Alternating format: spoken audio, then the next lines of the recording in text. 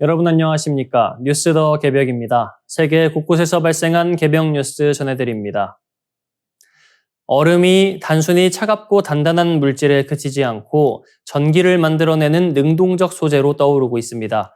최근 국제연구진이 잇따라 발표한 성과가 학계와 산업계의 관심을 끌고 있습니다.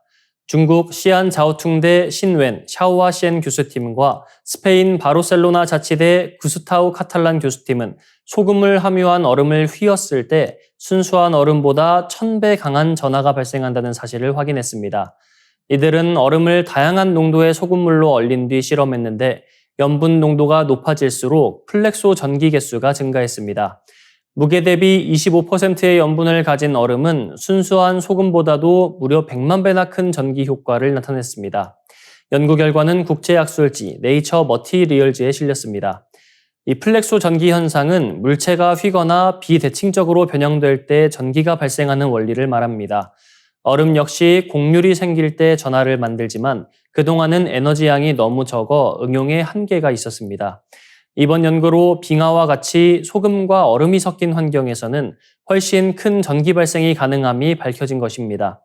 연구진은 극지방 빙하나 얼음이 존재하는 행성에서 저렴하고 지속 가능한 에너지 시스템 개발 가능성이 열렸다고 평가했습니다.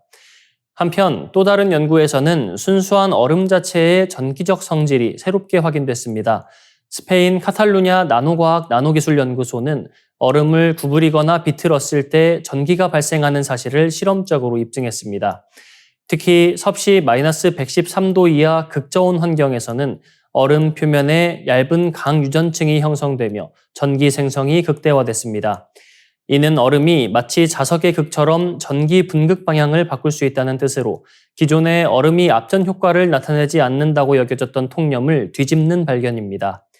이번 일련의 연구들은 빙하 전기 현상뿐 아니라 목성의 위성 유로파나 토성의 엔셀라두스처럼 두꺼운 얼음층을 지닌 천체에서의 전기적 활동을 이해하는 데 중요한 단서를 제공합니다. 나아가 얼음을 활용한 차세대 에너지 수학 장치, 극지 센서 기술 등 다양한 응용 가능성도 제시하고 있습니다. 얼음은 더 이상 단순히 차가운 물이 아니라 환경과 우주 탐사, 에너지 혁신까지 연결하는 새로운 전기적 소재로 자리매김하고 있는 셈입니다. 콩고 민주공화국 남부 카사이주에서 에볼라 바이러스병 감염자가 확인되며 세계 보건당국이 긴장하고 있습니다. 치사율이 최대 90%에 달하는 에볼라 자이르 변이 바이러스가 원인으로 밝혀지면서 방역 대응이 속도를 내고 있습니다. 세계보건기구는 9월 14일 성명을 통해 남부 카사이주 블라페 지역에 에볼라 백신 에르베보 400회분이 도착했으며 곧 4,500회분이 추가 공급될 예정이라고 밝혔습니다.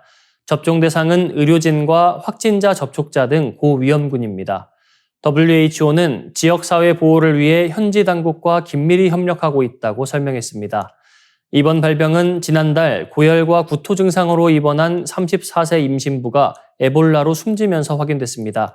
이 여성은 다발성 장기부전으로 몇 시간 만에 사망했으며 이후 샘플 검사에서 바이러스 양성이 확인됐습니다.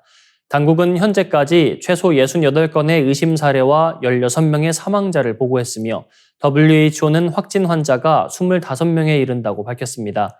이 가운데 의료진도 포함돼 있어 지역 방역에 비상이 걸렸습니다.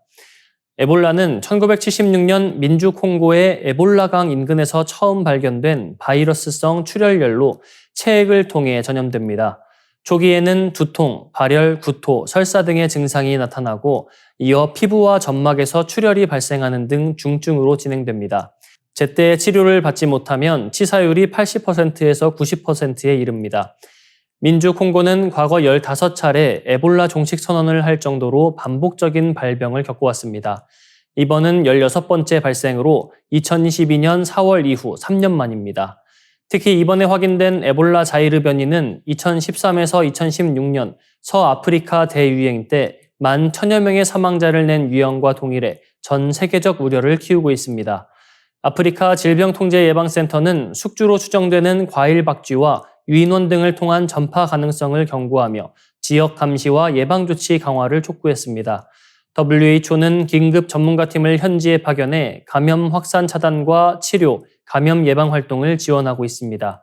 세계가 코로나19 팬데믹을 겪은 지 불과 몇 년 만에 또다시 고위험 전염병이 등장하면서 국제사회의 방역 대응 체계가 다시 시험대에 오르고 있습니다. 정크푸드를 단 며칠만 먹어도 기억력이 급격히 저하되고 치매나 알츠하이머병 같은 퇴행성 뇌질환 위험이 커진다는 충격적인 연구 결과가 나왔습니다. 그러나 일정 시간 공복을 유지하는 간헐적 단식이 이러한 부정적 영향을 되돌릴 수 있다는 사실도 함께 밝혀졌습니다. 미국 노스캐롤라이나대 의과대학 연구팀은 최근 국제약술지 뉴런에 발표한 논문에서 치즈버거나 감자튀김, 아이스크림 같은 고지방 초가공식품을 며칠만 섭취해도 해마 부위의 CCK 중간 뉴런이 과도하게 활성화되며 뇌의 당 대사가 교란된다는 사실을 확인했습니다. 이 뉴런은 신경계 균형과 기억 형성의 핵심적인 역할을 하는데 단 4일간의 서구식 식단 노출만으로도 활동 패턴이 비정상적으로 변해 기억력이 눈에 띄게 손상됐습니다. 실험을 주도한 후안송 UNC 양리학 교수는 식단이 뇌 건강에 영향을 준다는 건 이미 알려져 있었지만 특정 뉴런이 이렇게 민감하게 반응한다는 점은 예상을 뛰어넘었다며 포도당 공급이 줄자 뉴런의 작동 방식이 빠르게 달라졌고 이 작은 변화만으로도 기억력 손상으로 이어졌다고 설명했습니다. 하지만 연구팀은 간헐적 단식이 뇌에 회복 효과를 준다는 점을 발견했습니다. 일정 시간 식사를 거르는 간헐적 단식을 진행한 결과 CCK 중간 뉴런의 과도한 활성화가 억제되고 손상됐던 기억 기능도 정상 수준으로 회복된 것입니다. 이는 포도당 공급이 다시 안정화되고 뇌세포 당대사를 조절하는 PKM2 효소 단백질의 과잉 활성이 억제된 덕분으로 분석됐습니다. 연구진은 앞으로 정크푸드를 포함한 고지방 식단이 알츠하이머병 같은 치매 진행 과정에 어떤 방식으로 영향을 미치는지 구체적으로 규명할 계획입니다. 또한 뇌의 포도당 균형을 유지해 퇴행성 뇌질환을 예방할 수 있는 맞춤형 식단 개발에도 집중하겠다고 밝혔습니다. 이번 연구는 우리가 흔히 가볍게 여기는 며칠간의 폭식조차 뇌 건강에 치명적일 수 있음을 경고합니다. 동시에 올바른 식습관과 간헐적 단식이 뇌의 회복력을 지켜주는 중요한 열쇠가 될 수 있음을 보여주는 신호로 평가됩니다. 단기간의 정크푸드 섭취가 기억력 저하와 뇌질환 위험을 높이는 반면 간헐적 단식은 뇌세포의 안정성을 회복시키는 효과적 방법으로 확인됐습니다. 영국 런던의 스타트업 퀀텀 모션이 세계 최초로 실리콘 기반 풀스택 양자 컴퓨터를 공개하며 글로벌 기술 경쟁의 판도를 흔들고 있습니다.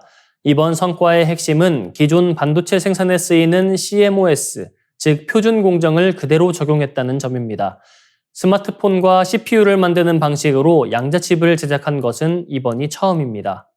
양자 컴퓨터는 그동안 초전도체, 이온 트랩, 광자 등 특수한 장비와 복잡한 구조에 의존해 왔습니다.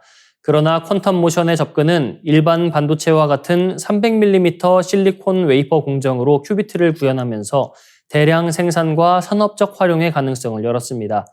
연구소 실험 기술에 머물던 양자가 반도체 산업의 틀 안으로 진입한 것입니다. 이번에 공개된 시스템은 양자 프로세서뿐만 아니라 제어 장치, 소프트웨어 인터페이스까지 포함한 풀스택 구조로 구성되어 있습니다. 19인치 표준 서버 렉 3개 규모로 설계돼 기존 데이터 센터에 그대로 설치할 수 있으며 IBM의 퀴스킷, 구글의 시르크 같은 산업 표준 프레임워크와 호환됩니다. 데이터 센터 친화적 설계로 실용성이 극대화된 셈입니다. 퀀텀 모션은 특히 전자의 스핀을 활용한 큐비트를 실리콘 트랜지스터에 통합하는 데 성공했다고 밝혔습니다. 이는 기존 반도체와 유사한 구조와 동작 원리를 가져 수백만 큐비트 확장도 가능한 구조라는 설명입니다. 회사는 10년 내 상업용 양자 컴퓨터 시장 진입을 목표로 하고 있습니다. 제임스 팔레스티목 CEO는 이번 성과는 양자 컴퓨팅의 실리콘 모먼트라며 세계에서 가장 확장성 높은 실리콘 공정을 활용해 대량 생산 가능한 양자 프로세서를 구현했다고 강조했습니다. 영국 국가 양자 컴퓨팅 센터에 설치된 이 시스템은 양자 컴퓨팅 테스트베드 프로그램의 일환으로 운영됩니다. NQCC는 금융 포트폴리오 최적화, 신약 개발 시뮬레이션, 머신러닝 등 실제 산업 응용에 이 시스템을 활용해 성능을 평가할 계획입니다. 이번 성과는 IBM, 구글 등 글로벌 기업이 초전도체, 광자 방식에 집중하는 가운데 실리콘 기반 기술이 조기 상용화를 앞당길 수 있음을 보여주며 큰 주목을 받고 있습니다. 업계에서는 퀀텀 모션이 성공한다면 양자 컴퓨터가 연구소를 넘어 실제 문제 해결의 도구로 자리매김할 것이라는 전망이 나오고 있습니다. 양자 혁명의 미래, 이제 실리콘 위에서 꽃피우고 있습니다. 이상으로 뉴스 더 개병 마치겠습니다. 시청해주셔서 고맙습니다.